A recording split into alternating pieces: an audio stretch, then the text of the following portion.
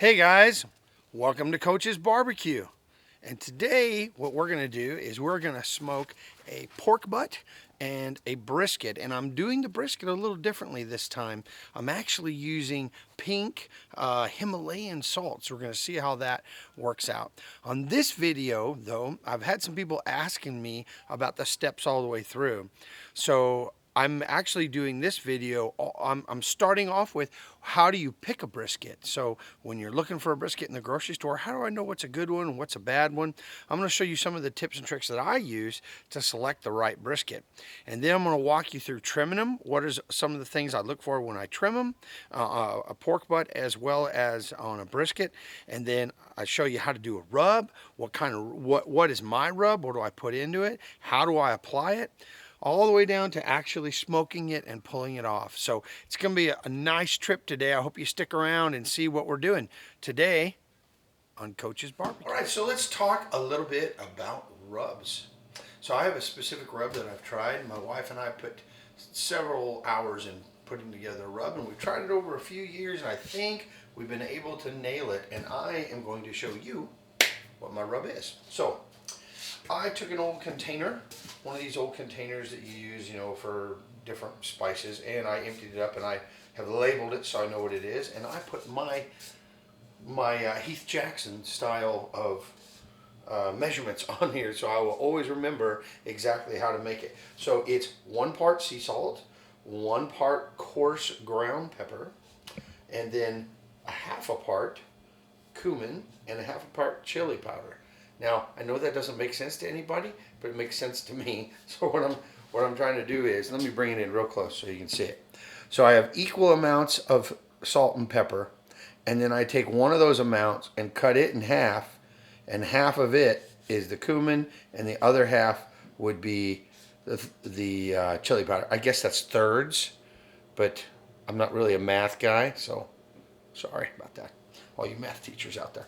All right, so let's talk about that. So I've got some coarse ground pepper here. This is believe it or not, they have different meshes.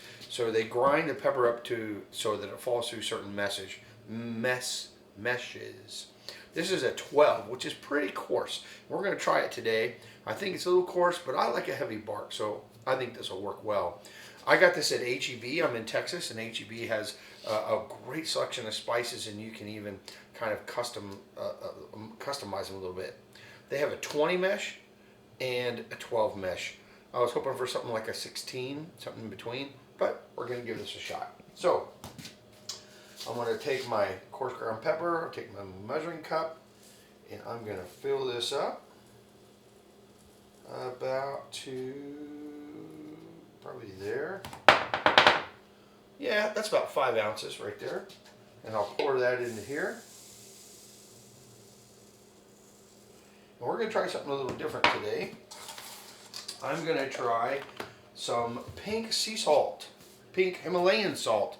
I've been wanting to try that for a while. I normally use kosher salt or sea salt, of course sea salt. But I thought, you know what? I've done some steaks on, I have a pink salt slab, and I've grilled some steaks on it, and it's really great. So I thought, hey, let's experiment. So let's try it. I'm going to try that out today.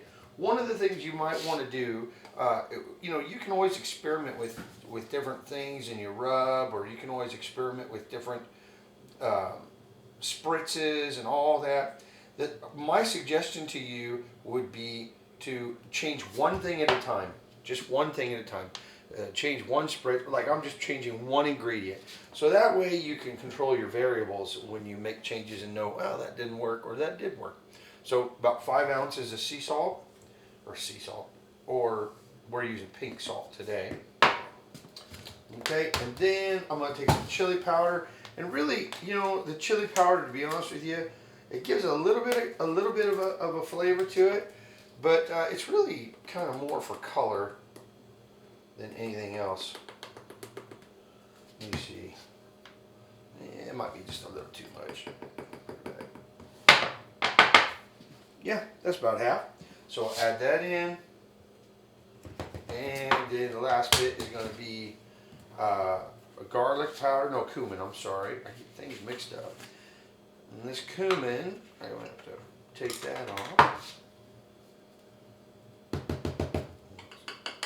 that in there.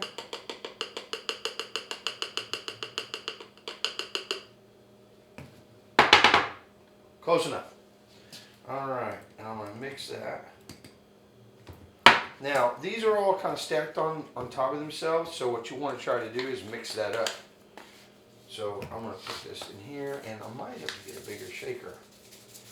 We want to roll that and shake that and make sure that it's all mixed up. We don't want to have, the pepper tends to float to the top and the salt drops down, and you want to continually shake it around so that your color mix inside is real good. Okay, so that's not too bad. I don't know if you can see that, but that's pretty good, pretty even in there. So it's looking pretty good. So that's how I make my rub for brisket. That's my brisket for rub. Now today we're going to be doing a brisket and a pork butt. I do something a little different for pork.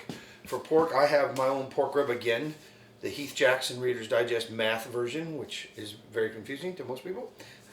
With this one, I use the same kind of salt, I use the same kind of pepper, and then I use garlic, chili, onion powder, and a little paprika.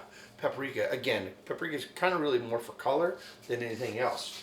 But so that's the rub I use there, and let me show you. Here's my portions, so you can kind of see that. Once again, it's equal part. Actually, it's 1 part to 2 parts of pepper.